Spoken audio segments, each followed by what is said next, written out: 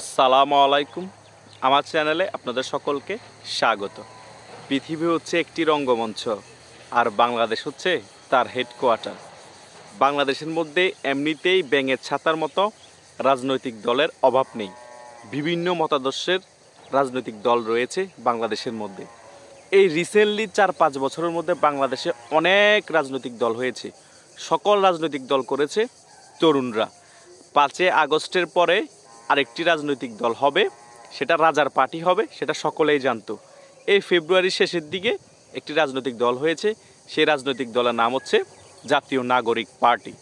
সেই জাতীয় নাগরিক পার্টি থেকে অনেকে বাহির হয়ে গিয়েছে এবং অনেককে শিবিরের ট্যাগ দিয়ে তাদেরকে জাতীয় পার্টির মধ্যে নাগরিক পার্টিতে ভালো কোনো পদ দেওয়া হয়নি, বা এদের মধ্যে নেগোসিয়েশন না হওয়ার কারণে তারাও জাতীয় নাগরিক পার্টিতে যোগদান করেনি। এর মধ্যে 2 জন সাবেক শিবির নেতা আছে।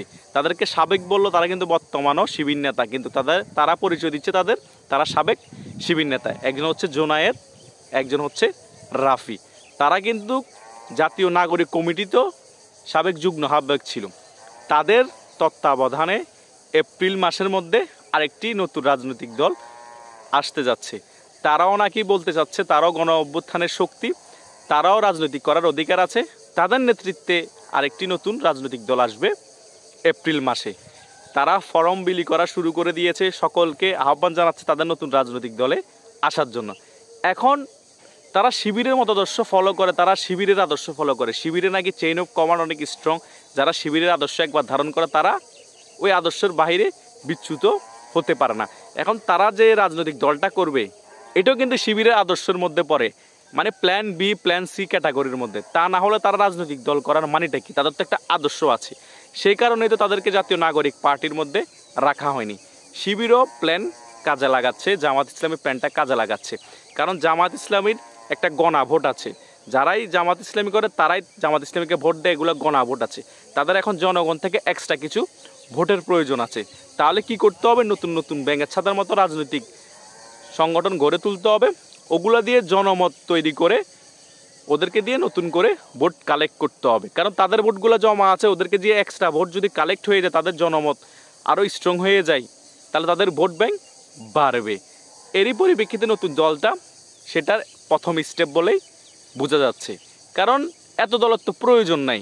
আর শিবির যতই ভালো কাজ করুক, যতই ভালো কথা বলুক, শিবিরকে বেশিরভাগ মানুষই সন্ত্রাসমূলক কর্মকাণ্ডের জন্য দেখে থাকে, ওই লেভেলে দেখে। কারণ সবাই মনে করে শিবির মানি রক কাটে, শিবির মানি সন্ত্রাস, জঙ্গিবাদ, এই জিনিসগুলো মাথার মধ্যে কাজ করে।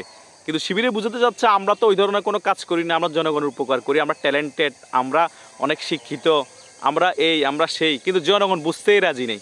কারণ জনগণ বুঝতে রাজি থাকবে কী করে? কারণ 2001 থেকে 2006 সালে শিবিরা রাজশাহী বিশ্ববিদ্যালয়, চট্টগ্রাম বিশ্ববিদ্যালয়, ঢাকা বিশ্ববিদ্যালয়, বিভিন্ন বিশ্ববিদ্যালয়ে যেসব তৎপরতা কর্মকাণ্ড চালিয়েছে সন্ত্রাসী, সেই সকল বিষয়ের কারণে জনগণ তাদের প্রতি আস্থা নেই। এই আস্থাটা আনার জন্যই নতুন নতুন রাজনৈতিক দল করে, তাদের প্রতি যাতে জনগণ আস্থা আসে এবং তারা গণ অভ্যুত্থানের শক্তি বলে জনগণের মাথায় ঢুকিয়ে দেওয়া হচ্ছে। জনগণ তাদের প্রতি যদি ভোট 3%ও দেয়, ওই 3% ভোটটা কিন্তু জামাতের পক্ষে চলে আসতেছে।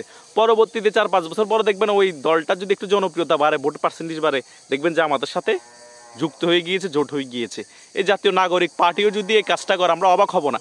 জাতীয় নাগরিক পার্টি ধরলাম 3% ভোট পেল, এই নতুন এপ্রিলে যে রাজনৈতিক দলটা আসতেছে তারও 3% পেল, 6% ভোট এক্সট্রা জামাতের আসলো। আবার জামাতের 10% ভোট আছে, তাহলে 16% ভোট। তো 16% ভোট জামাতের এসে গেলে জামাত তো অনেকগুলো আসন পেয়ে যাচ্ছে।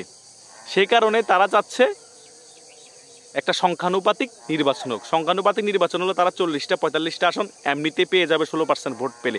কারণ সকলেই দেখবেন যে তখন একজোট হয়ে যাবে। এই জাতীয় নাগরিক পার্টি কিন্তু বিএনপির সাথে জোট হবে না। এই ছাত্রদের যে তথাকথিত নতুন দল আসবে বলতেছে এপ্রিলে, জোনায়েত রাফি নেতৃত্বে, তারাও কিন্তু বিএনপির সাথে জোট করবে না। তারা ঘুরি ফিরি শেষের দিকে দেখবেন যে ভোট পাওয়ার পরে, এমপি হওয়ার পরে, যখন জামাতের পজিশন স্ট্রং করা দরকার, তারা তখন জামাতের সাথে জোট করে বিরোধী দল হওয়ার চেষ্টা করবে। এটাই হচ্ছে তাদের main tactics, main theme, main policy. জনগণ সূক্ষ্ম জিনিস ভালোভাবে চিন্তা না করলে জনগণ তাদের মাইন্ডটা ধরতে পারবে না। তাদের রাজনীতি খুবই সূক্ষ্মভাবে করার চেষ্টা করে। আমরা রাজনীতি ছোটোখাটো বিষয়ে অ্যানালাইজ করি, সে কারণে কিছু ধারণা করতে পারে। আমরাও কিন্তু অনেক কিছু তাদের ধরতে পারি না, কারণ তারা আন্ডারগ্রাউন্ড পলিটিক্স করে। ওপেন পলিটিক্স তারা খুব কম করে, তারা প্রথম সারিতে সামনের সারিতে খুব কম মানুষকে দিয়ে রাজনীতি করায়। আন্ডারগ্রাউন্ডে তাদের দুইটা পার্ট আছে, একটার পর একটা পার্ট তারা ওপেন করে, কিন্তু একটা পার্ট তারা আন্ডারগ্রাউন্ডে রেখে দেয়। সে কারণে তাদের রাজনীতি ধরা খুবই টাফ ব্যাপার। তাই এপ্রিলে যে রাজনৈতিক দলটা আসবে, কী নামা আসে, তাদের কি কর্মকাণ্ড হয়, কারা নেতৃত্বে আসে, খুব ইন্টারেস্টিং ব্যাপার, দেখার বিষয় আছে। কার সাথে ক্লাস হবে, কার সাথে কার গ্রুপিং হবে সেটাও বোঝা যাচ্ছে না। নুরুদ্দল, রাফির দল, সার্জিসের দল, ভিএমপি, আরও ছোটোখাটো ব্যাঙের ছাতার মতো দলের অভাব নাই। তাই বাংলাদেশের রাজনীতি খুব ইন্টারেস্টিং হয়ে উঠেছে। ডক্টর ইউনূসও তার মজা নিচ্ছে। দেখা যাক বাংলাদেশের পরিস্থিতি কোন দিকে যায়। ধন্যবাদ সকলকে।